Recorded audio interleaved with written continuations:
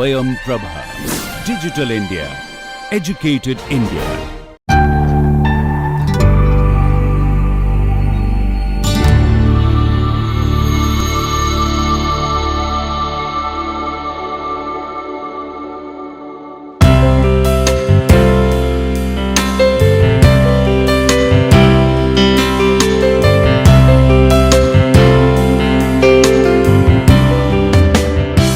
Welcome to the course Environmental Impact Assessment. In the previous lecture, we looked into Environmental Impact Assessment, EIA, we looked into its definition, we briefly looked into process and the key purpose of EIA. And today we will look at different impact areas we generally look into through the EIA process, what it really addresses, which are the different impact areas which we cover through EIA. The key reference for this lecture is chapter 10 from Glasson and Terrible book, which is our textbook for this course. So for today, our coverage would be the typology of environmental impact. So we'll look at various types of impacts which are there. Then we will look at various impact areas. And today we will discuss the biophysical impact. So out of all the impacts, we're going to focus into biophysical impacts. So accordingly, the expected learning outcome include that after going through this, you should be able to identify the types of environmental impacts. You should be able to list prime EIA impact areas, and then further you should be able to identify and list various biophysical impacts. Among all the impacts, you should be able to identify and list them. Let us first look at the typology of environmental impacts. Environmental impact can vary it can vary in type. The impact can be biophysical in nature, which we are going to look at today. One would be seeing what kind of impact happens on air, what kind of impact happens on soil, land, and geology, as well as on water, flora, fauna, and biodiversity. So these are all what we are looking at is like biophysical in nature. And likewise, you can also look into the noise level, landscape, and the visual assessment. So all of these cover like biophysical characteristic of the environment. So by this, we understand what type of impact we are looking at. There can also be socio-economic impact, where we look at the social impact and then we also look at economic impact or the health impact. So they are a different nature of impact we are looking at. So by looking at these, we understand the typology. Impact, when we see, can be both direct and indirect. So for example, direct impact of a project could be air pollution or water pollution, which may further indirectly impact the health of the people living in the influence area, whatever is the project's influence area, so where people are living, and eventually your project is impacting the water or the air and then indirectly impacting the people who live there. And this can happen due to the exposure to the contaminants, the pollutants which build up in the food chain and so on. So that could be direct and indirect impact. So you need to look at like what kind of impact you're looking at.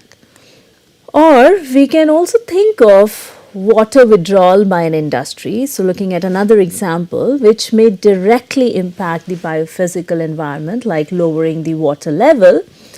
The status of the water level could be lower here and have indirect socio-economic influence, like lowering of the water level may lead to the lowering of the harvest level of the farmers in the influence area.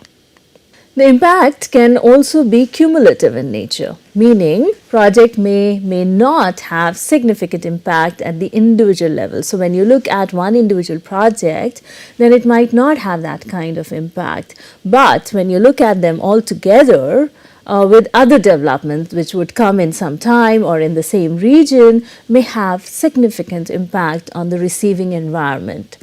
So example of this could be like deforestation, like you have seen in the previous week, that how what kind of deforestation is happening. So deforestation resulting from plot by plot clearance. So when you look at one plot, it might not be really that significant, but when you look at a cumulative manner, when you look at in totality, it would be leading to large scale of deforestation. Another example which we can look at is the number of development in an area with the future projects, like traffic levels may increase and result in additional increase in noise level in the communities. So you might be calculating only for your project, but then there might be other projects also coming up, and then the cumulative impact would be greater than what you're projecting from one of the project. So you may see cumulative noise level for those communities under study is extensive. Further, we see that when we talk about cumulative, meaning having over a longer period of time, the impact can be different magnitude or severity, such as high magnitude, moderate, or low magnitude. So here we see example like air pollution must be happening, but at low levels. So if a project air pollution is happening, it's within the standards, then it might be acceptable range compared to a high level of pollution. So magnitude would also vary. Likewise, how severe is the impact is also looked into. For example, a toxic pollution in soil causing leprosy and increase in noise causing headache or irritation. So you can think about like how severe is the impact, which one would be severe and which would you would let it go. So similarly, the impact can be at different geographical extent. So the impact can be at the local level. So whatever activities are undertaking, the dust produced in that could be at the local level, or the air pollution which is happening can go beyond at the regional level, or you are interfering with some ecosystem, then it can be at the regional level, or it can also have, if water body, if at what level you construct the dams and other structure, can also impact the transboundary, or the industries together can also have global impact, like accidents and other things can also go at the global level. Further, we also look at the timing of the project, like we can see that the impact can be immediate or it can be long term as well. For example, there could be certain kind of impact which happen immediately at sites, like an increase in noise level because of the project that could be causing irritation. So that's immediate, like it would happen from the project from the immediate level, whereas the toxic pollution, what is coming from any kind of project, may have deformed childbirth for several generations. So here we are also seeing that what kind of impact, will it be like a temporary impact for a shorter period of time during the construction period, or otherwise the impact would go from generation to generation. So that also we see that what kind of impact would be long term or short term. Further, looking at the nature of impact, when you evaluate the impact, you also look at the duration of the impact. So whether the impact will be temporary or it will be permanent in nature.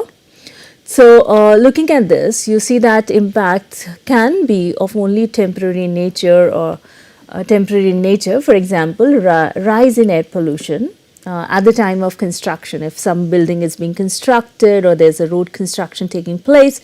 So at that time when the air pollution takes place, then that is temporary in nature, which will go away after that activity has stopped. Whereas there can be some permanent increase in air pollution level due to increase of the traffic flow. So when a road is constructed, so during the construction there might be a short-term dust pollutant there, but when the road is constantly in the functioning way, so the ambient noise level of that particular area would permanently change. So while you see all these kind of impacts and then typology, you also see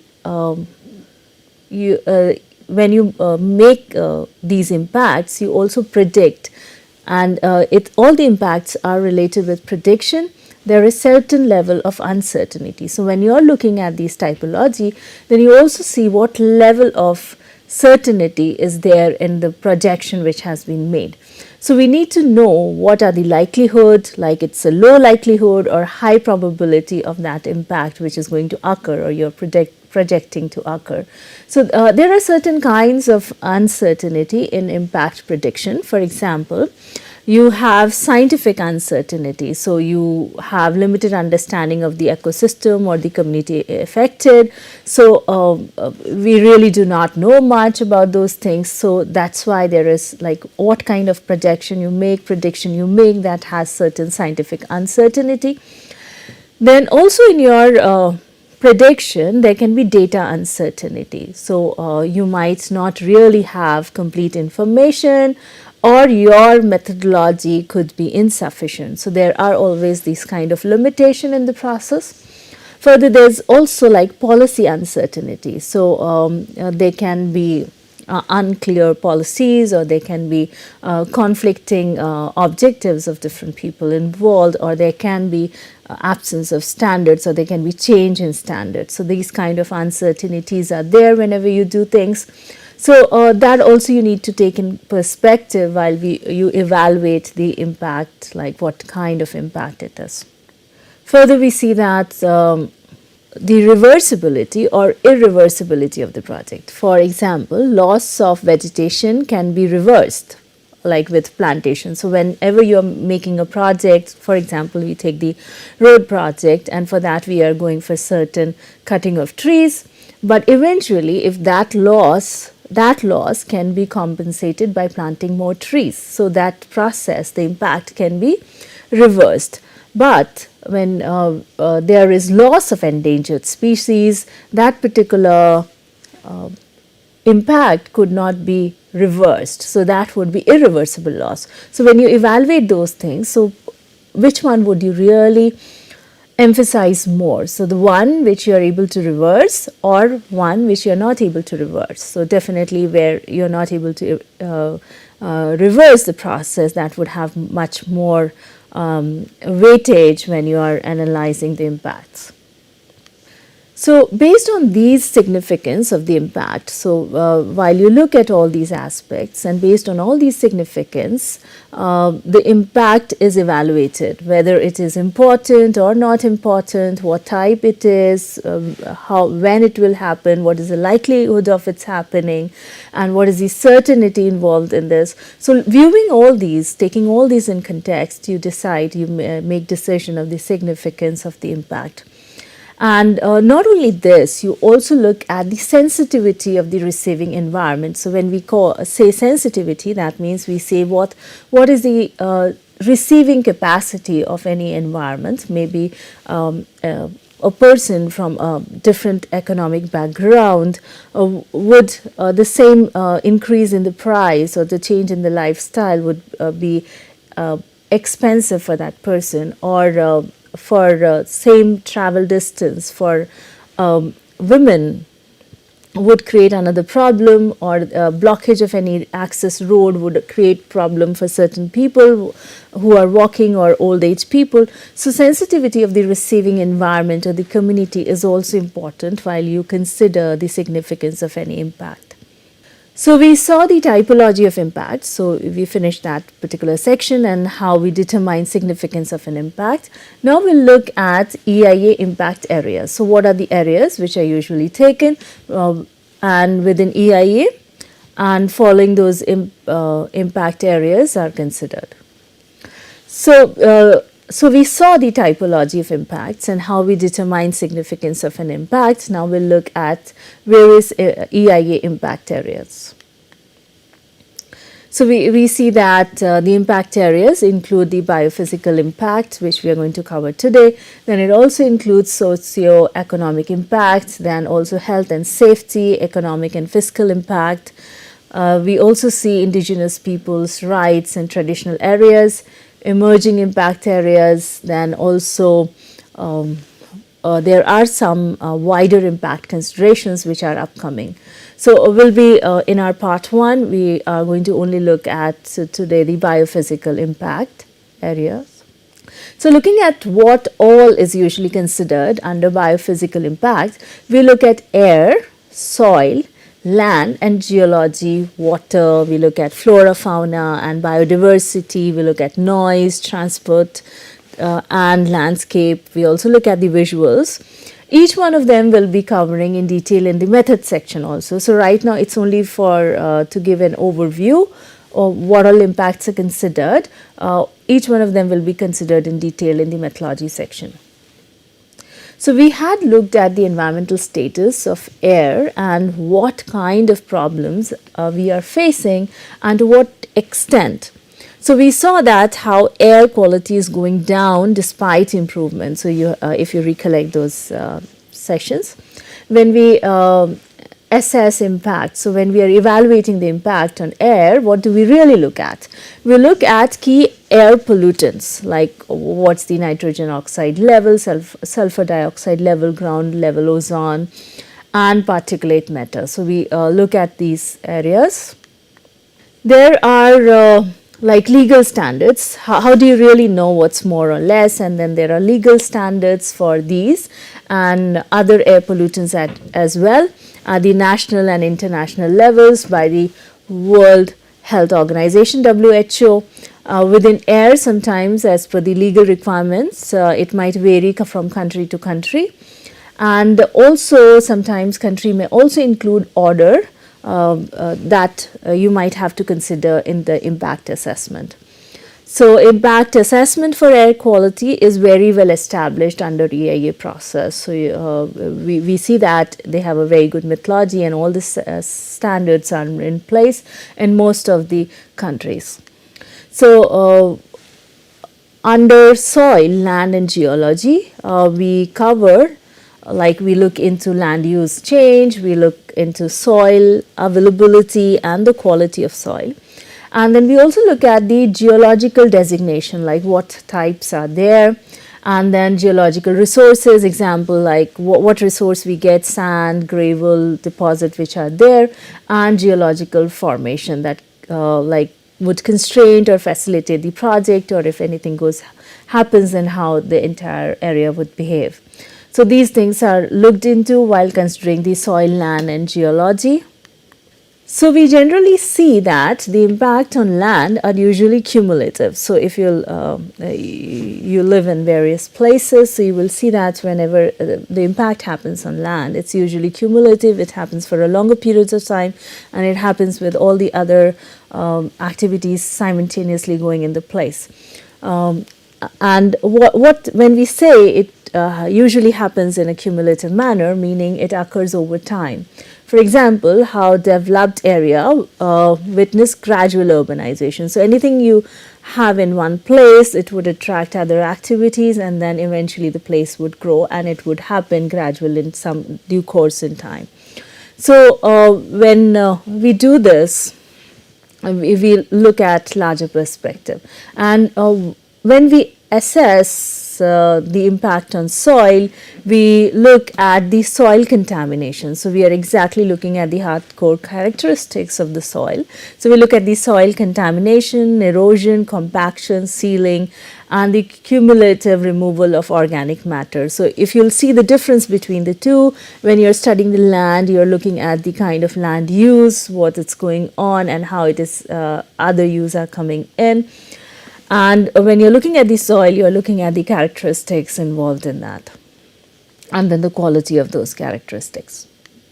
So while reviewing impact on geology, we look at like when we do that, removal of geological layers and changes to the geomorphology. So when we do certain kind of projects, how those geological layers are going to change, or what will happen to the entire geomorphology there.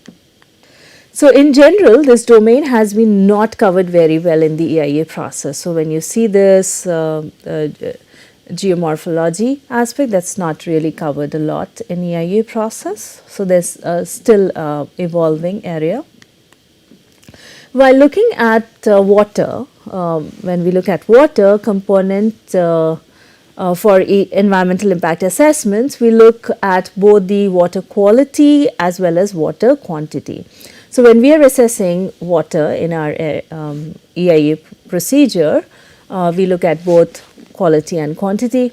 Water also act as base environments for many specific areas. So if you see that water is connected to lot many other things like fresh water, brackish and marine. Furthermore, it also leads to indirect impacts. So like whatever will happen to water, it will have impact on the flora and human health. Water can also cause erosion, flooding on land, so that it can lead to other impact on other resources as well. So most of the countries follow standards for quality for drinking water, wastewater, bathing water and so on. So you can look in the Indian context also, the CPCB provides all the standards. There can be limitation on the volume of water withdrawal also, so capping can also be done for that. Countries and different regions can cap that as per the context.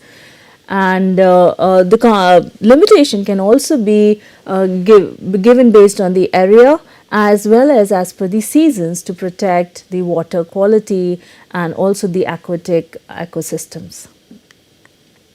So now looking at flora, fauna and biodiversity while we are reviewing at the biophysical environmental impact assessment.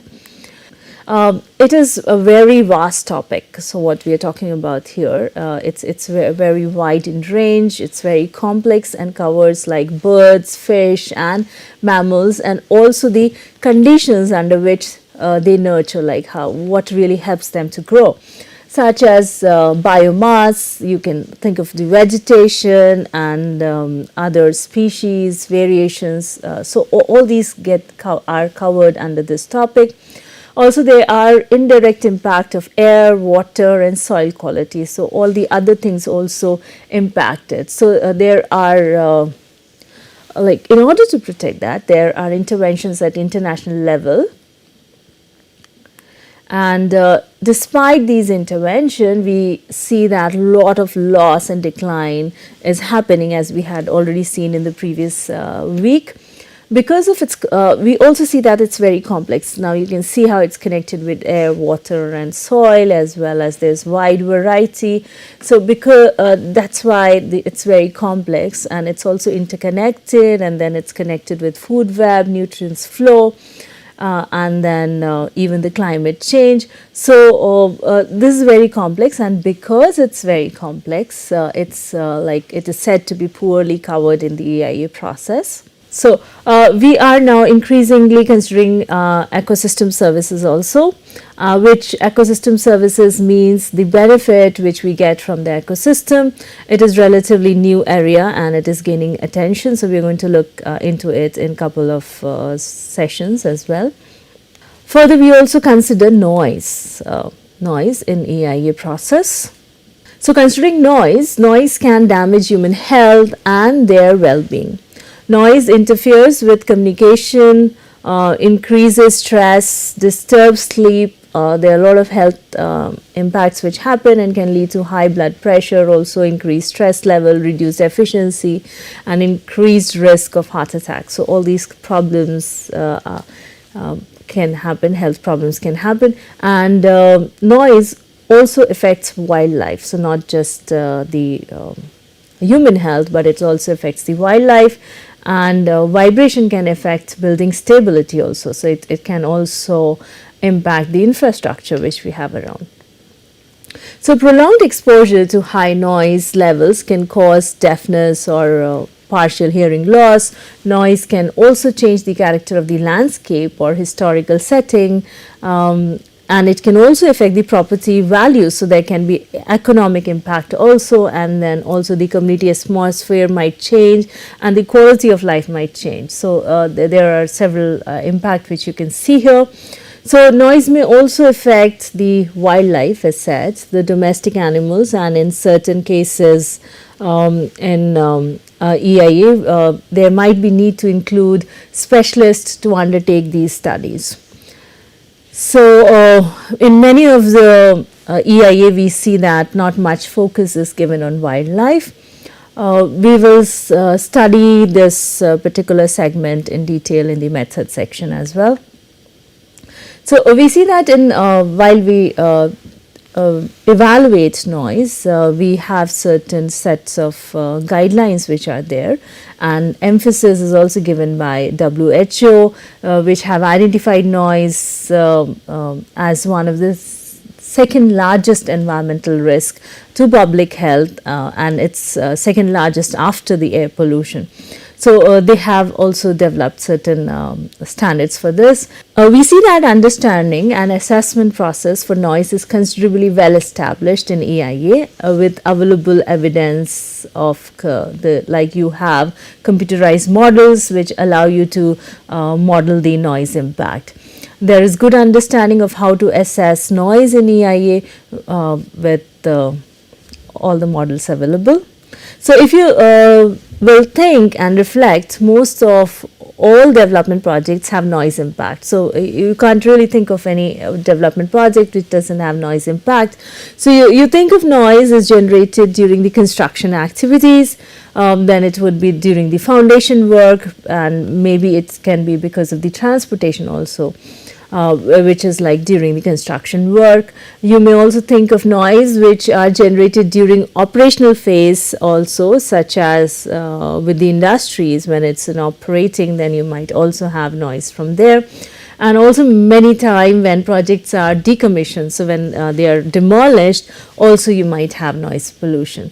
So in almost all the assessments, noise is considered. So this is very key area. You see that the second most important area of concern after air pollution. So that was about the noise. Now looking at the transport impact. So we see that transport is a key factor for any development project. It is important for accessibility, like for us, for any resident or the employees and the customer to move around, the mobility aspect. So every development project will have strong interlinkages with transportation. So any project which comes up, so it is going to have impact on the transport.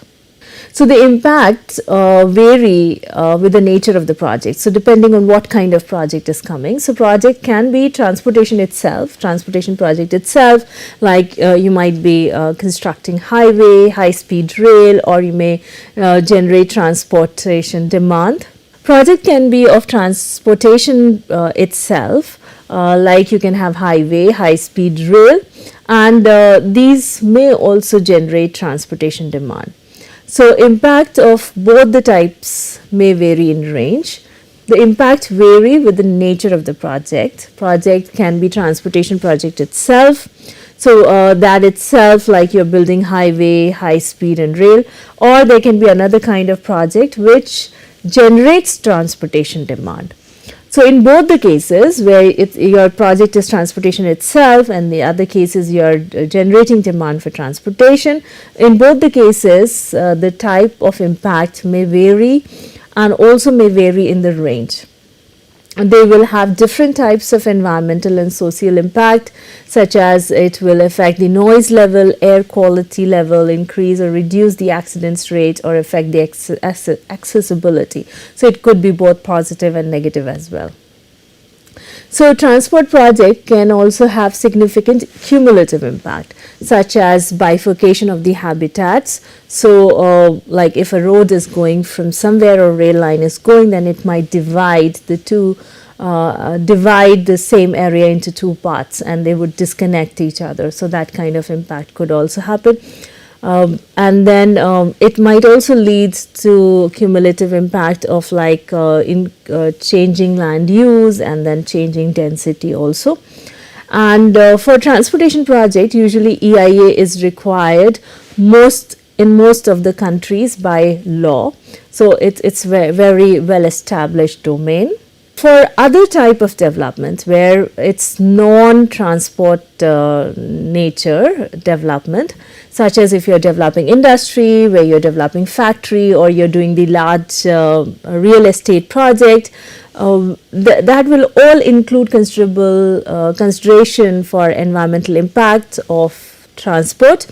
due to movement of people and goods generated during the, like it would be generated during the construction period and also during the decommissioning period, even during its functional period. So we see traffic is increasing concern, and traffic problems and its impacts are also increasing, leading to air pollution to delay.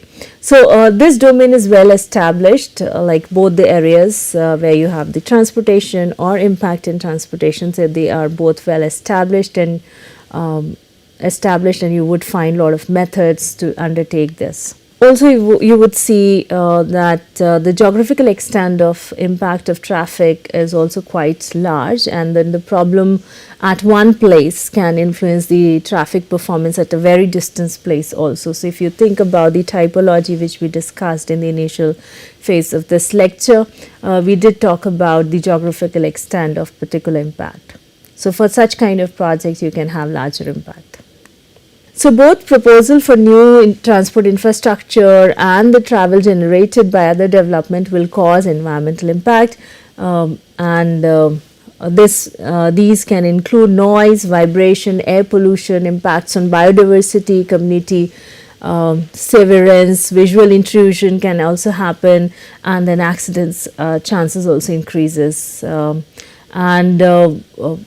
It's very important that the good access is also provided for economic regeneration. So transportation is important so that because it connects, and it's important for the economic purpose also. So depending on the context, many methods are available, which we shall see later. So now moving on to another domain of analysis impact, we see that studies also consider landscape and visual impact assessment. So let us try to understand the difference between the two. So what's the difference between the landscape impact, and what's the difference, what is about the visual impact? So while we assess impact on landscape, we try to indicate change in the landscape. So we try to explain or describe how the character will change. So what will happen there, and then the quality of landscape will change over there. So the quality also, the character also. Whereas while we are assessing the visual impact, so we see how visual impression of the landscape changes with the project. So visual is like just looking at the visual element of it. But then when you talk about landscape, landscape would be a broader concept which you're looking at. So landscape is a broader term and encompasses or connects with like ecology, ecosystem services, heritage, and it can also include historic landscape, and then also like all the elements of residential resources and safety and security. And we see that number of countries protect some of the landscape by giving it designation also. So some landscapes are very sensitive, so they are given designation for their protection, like we have enlisted eco-sensitive areas. So in this image you can see a coastal ecological sensitive area of Gulf of Mannar. You can see here, you can see Sultanpur National Park, Haryana. This is also identified as eco-sensitive zone. So if you think on it, like unlike others where you saw the air pollution, you talked about water pollution, noise pollution, they are very quantifiable. So unlike them, landscape and visual assessment, what we are talking here is more of a qualitative in nature. So the techniques and tools which you use here differ a lot, and there is no standards for these things. And what's the significance of this impact would also depend on the quantity of landscape and any designation on it, and it would also depend on the community which is on the receiving side here.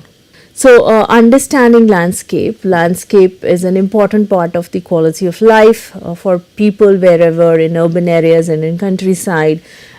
in the degraded areas as well as in the areas of high quality, in areas recognized as being outstanding beauty as well as everyday areas. So this is how the landscape is defined by the European Landscape Convention. So it's a very significant part of it. And a landscape provides a setting for day-to-day lives also. So that ways it's important for various communities, especially when we talk about the indigenous people here. So the projects which we see can result in effect of landscape character or quality and the views experienced and values of the local population. So landscape effects can be described in like the changes, what are happening there, what kind of character changes happening, what kind of quality changes happening. So while you do the assessment, you look into that kind of area.